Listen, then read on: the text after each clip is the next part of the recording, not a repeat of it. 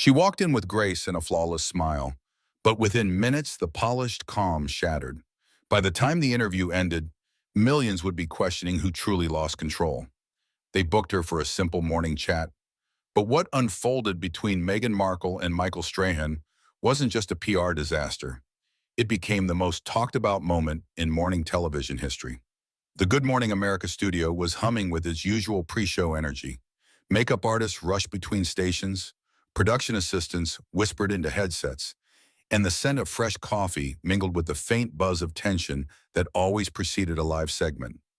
Michael Strahan, the ever-composed host with years of media experience, sat calmly in the green room reviewing the morning's rundown.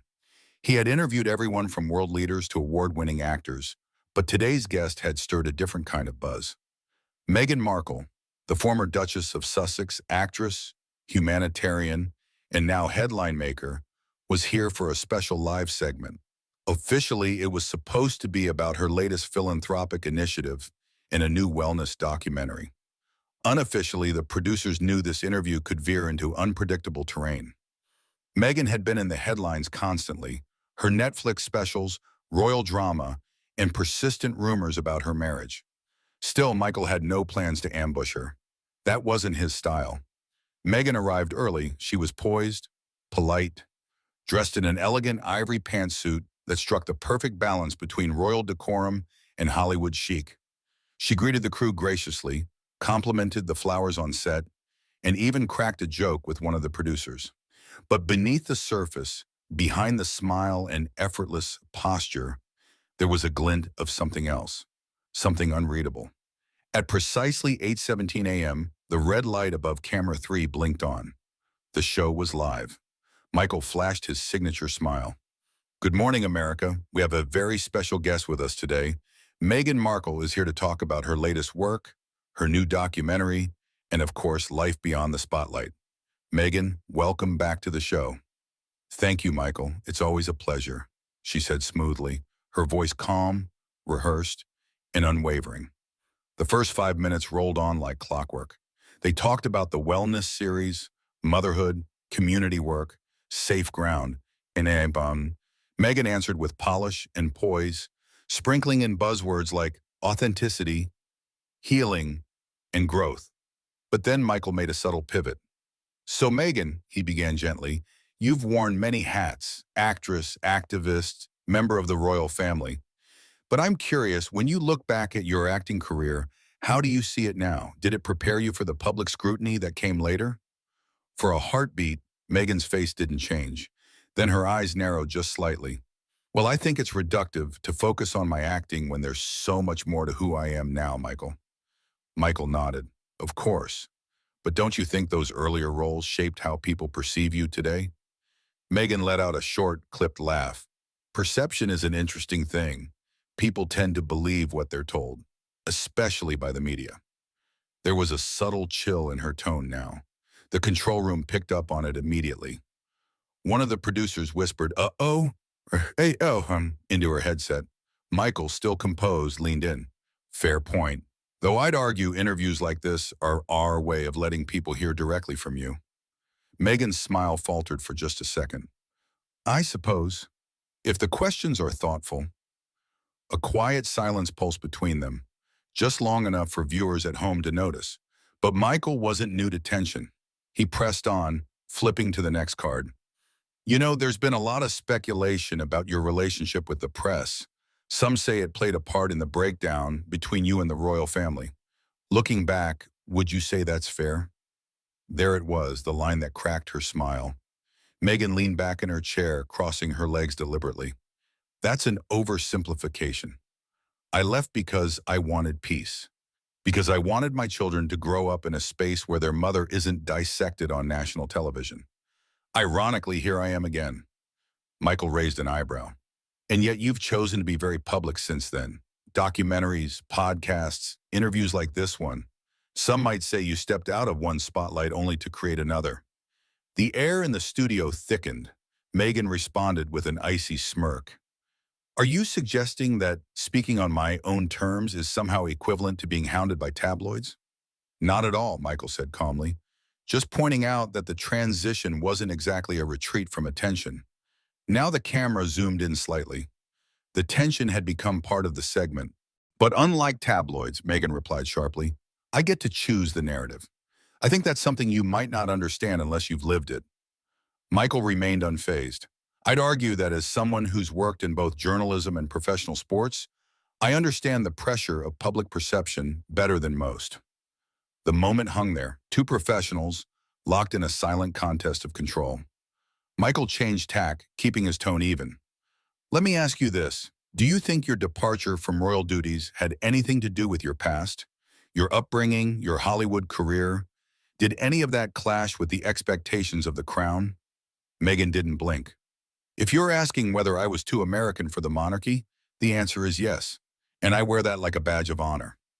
A few audience members chuckled awkwardly. Michael smiled politely, but his eyes studied her closely. And has that cultural clash affected your current relationship? With Prince Harry, for example? Meghan's tone shifted again, now colder, sharper. My marriage is not a topic for public entertainment, Michael.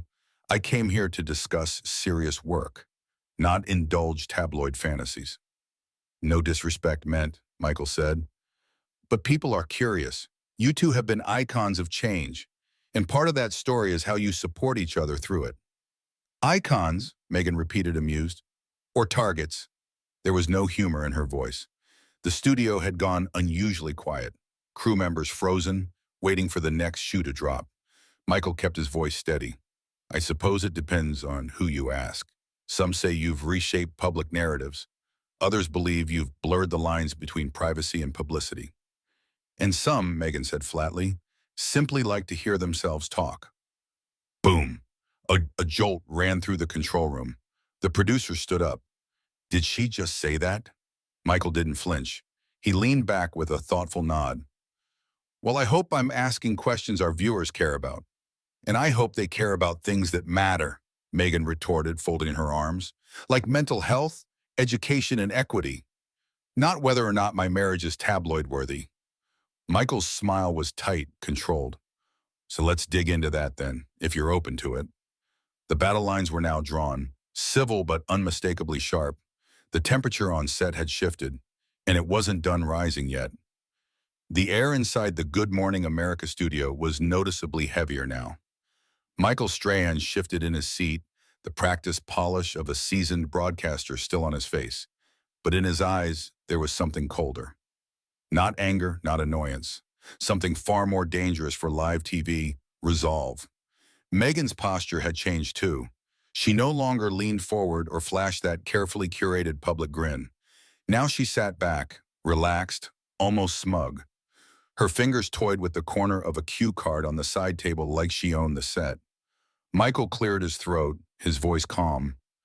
Meghan, I appreciate your candid thoughts on the media, but let's pivot slightly. Something a lot of viewers are curious about. Your transition from acting into royal life. Do you feel Hollywood prepared you for Buckingham Palace? For a moment, Meghan blinked, like she wasn't expecting it to come this soon. Then the smile returned, but colder this time. You mean, do I think playing a paralegal on Suits helped me sit next to the Queen? No, Michael, I wouldn't say it was preparation. That's a rather silly comparison, don't you think? Michael held her gaze. Not at all. Plenty of people make career leaps, but I imagine there must have been some parallels, like managing public scrutiny or balancing personal expression with public duty. I think what you're really asking, Meghan said, eyes narrowing slightly, is if I was ever worthy of the role. No, Michael replied smoothly. I'm asking if your previous experiences helped or hurt the transition, and whether you feel you were prepared. Meghan chuckled, a sharp, joyless sound. Prepared for a family that thought I was a prop in their historical drama?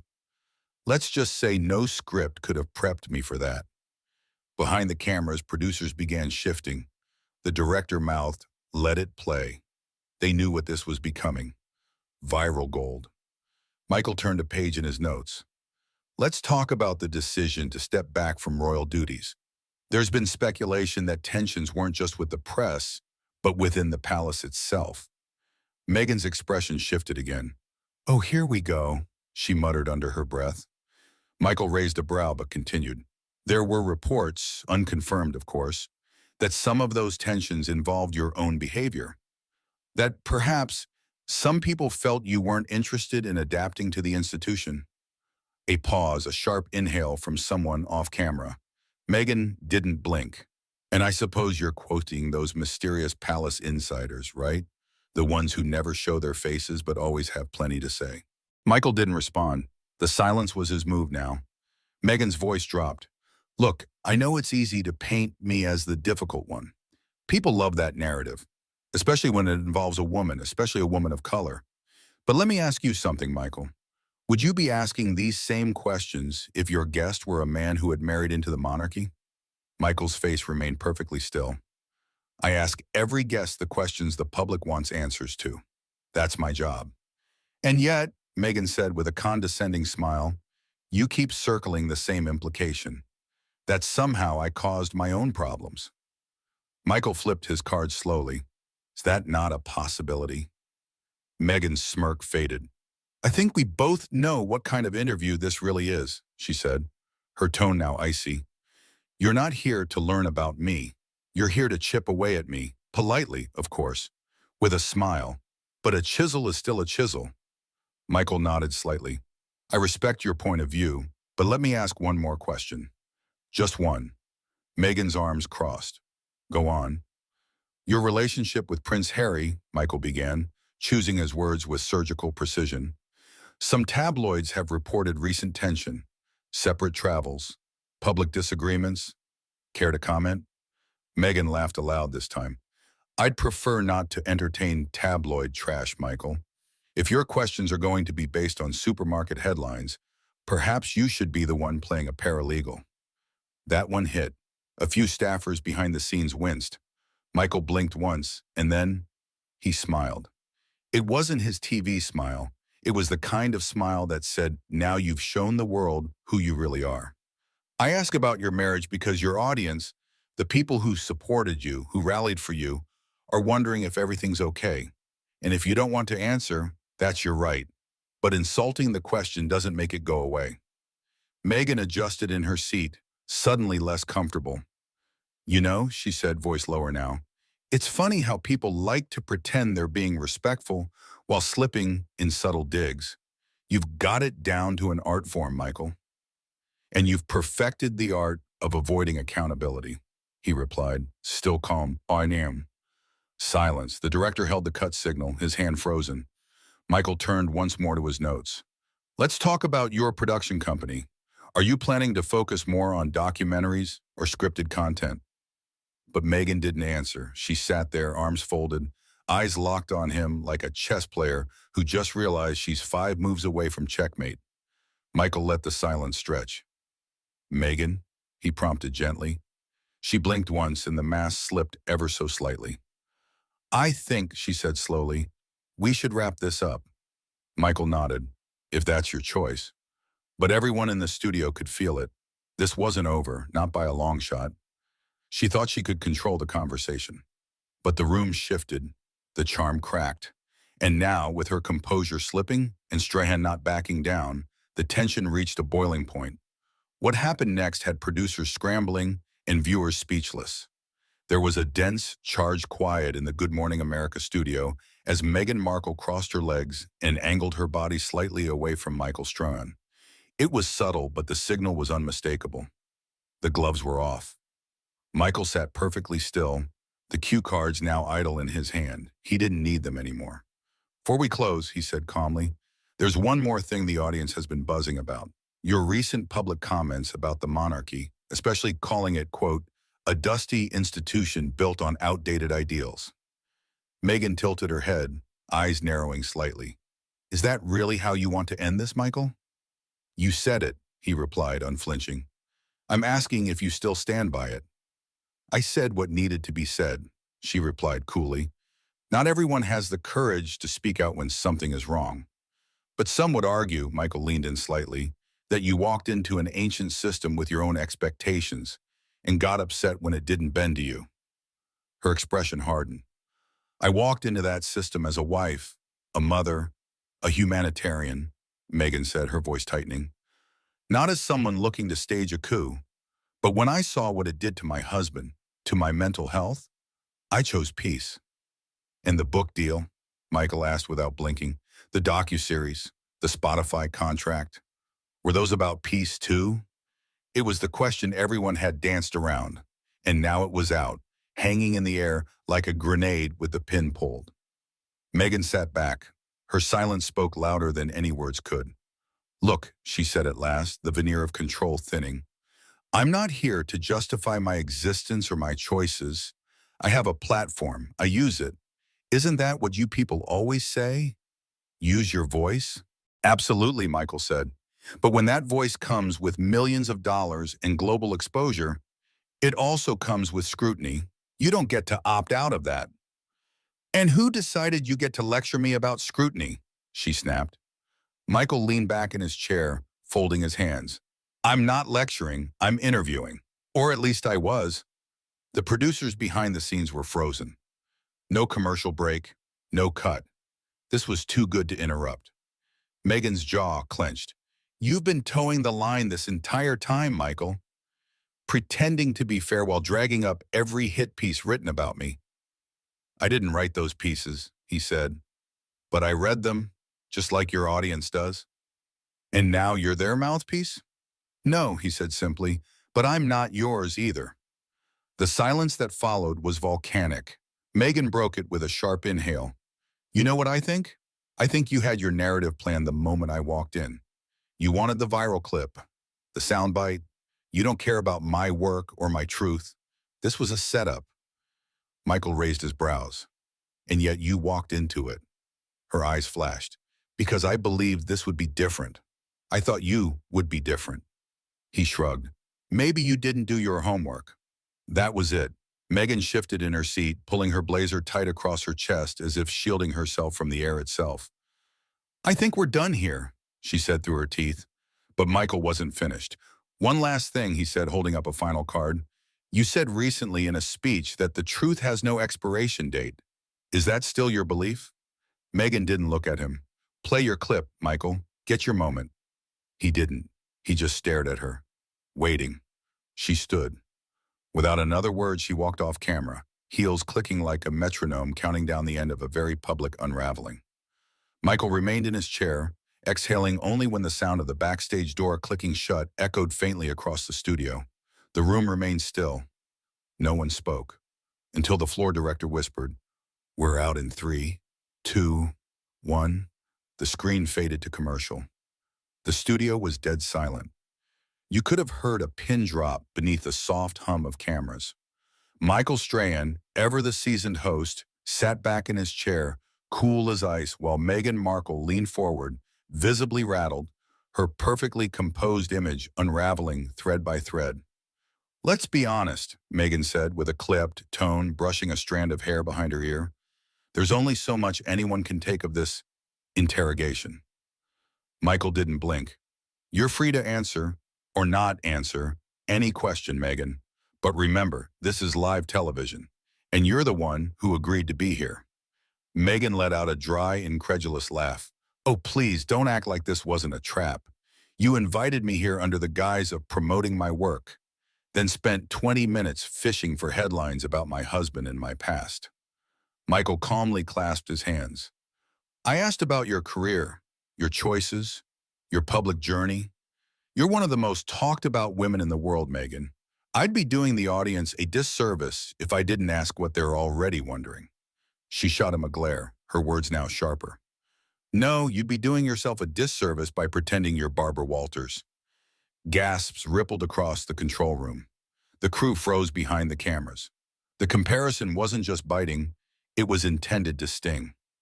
Michael's jaw tightened. He leaned in slightly, but his voice remained smooth.